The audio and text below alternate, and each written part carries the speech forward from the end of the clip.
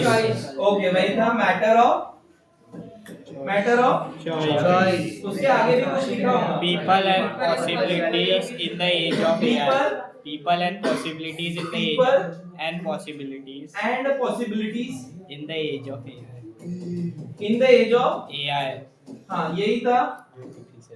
AI के as में people लोग और उसके रिलेटेड क्या क्या पॉसिबिलिटी जनरेट होती है ये इसमें चॉइसेस मैटर ऑफ चॉइस ये थीम रहती है हर साल ये थीम अलग अलग रहती है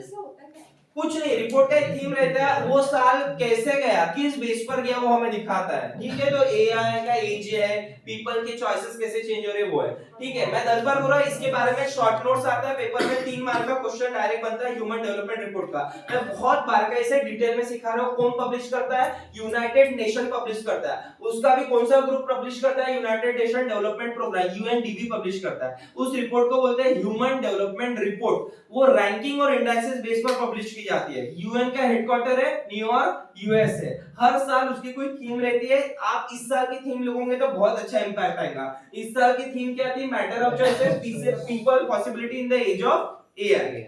नेक्स्ट अरे थीम का नाम है हम एक नाम दे सकते हैं ना थीम अभी यूथ सेमिनार हुआ था वाराणसी में वहां पे एक थीम थी नशा मुक्त यूथ एक थीम थी तो थीम कुछ भी दे सकते हैं ना हम अपने हिसाब से उस पर किस पर फोकस किया गया वो बताता है हमें ठीक है थीम रहती है data and offer global and regional trends in human development comparing progress across country ये क्या करती है बेटा regional trends in human development comparison progress across country अलग अलग कंट्रीज में सच में प्रोग्रेस हो रही है या नहीं हो रही है कैसे हो रही है किस पॉइंट पर प्रोग्रेस की डेफिनेशन हो रही है वो सब चेक करती है और बहुत अच्छी चीज है ठीक है to promote policies for sustainable development equity and humanity rights अब मैं आपको बताऊंगा सस्टेनेबल डेवलपमेंट क्या होता है इक्विटी और ह्यूमैनिटी राइट्स क्या होता है इसके 3 एस्पेक्ट रहते हैं आपको पेपर में लिखना पड़ेगा ये तीनों aspect sustainable development equity and human right actual में देखा जाए तो मैं 3 चीजों पर फोकस करता है यहाँ पे दिया है क्या तो पता नहीं ये फोकस करता है इकोनॉमी पर सोसाइटी पर एंड एनवायरनमेंट पर ये 3 उसके मेन फोकस एरिया रहते हैं ये तीनों के की पॉइंट्स पर वो अपनी रिपोर्ट बनाता है क्या बोला मैंने इकोनॉमी सोसाइटी एंड एनवायरनमेंट कैसा है वहां का ये बेस रहेंगे उसके रिपोर्ट्स बनाने के अब रैंकिंग अब कितने कंट्री आती है ये बहुत डिटेल में थोड़ा ध्यान से सुनना मैंने रिसेंट ह्यूमन डेवलपमेंट रिपोर्ट पढ़ा है उसमें टोटल कंट्री कितनी इंक्लूड थी टोटल कंट्रीज थी कंट्रीज ऐड लिखा है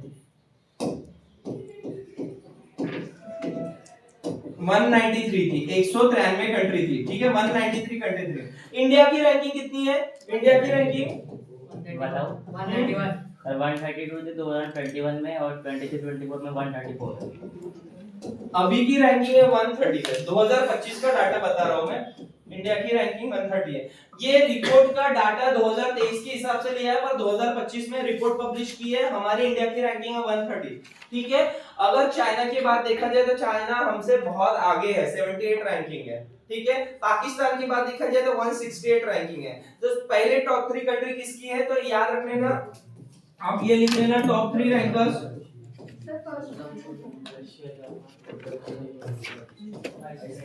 आइसलैंड या आइलैंड होता है ठीक है आइलैंड बोलते हैं नॉर्वे ये टॉप 3 रैंकर है चलो ठीक है तो ये ह्यूमन डेवलपमेंट रिपोर्ट के हिसाब से देखो ये जो 3 कंट्री है वहां पे भैया इनकम भी अच्छी है खुशहाली भी लोग खुश भी है हेल्थ भी अच्छा है एजुकेशन भी अच्छा है तो उस हिसाब से टॉप 3 कंट्रीज है इंडिया की रैंकिंग 193 कंट्री में 130 नंबर लग रहा है हम कितने पिछड़े हैं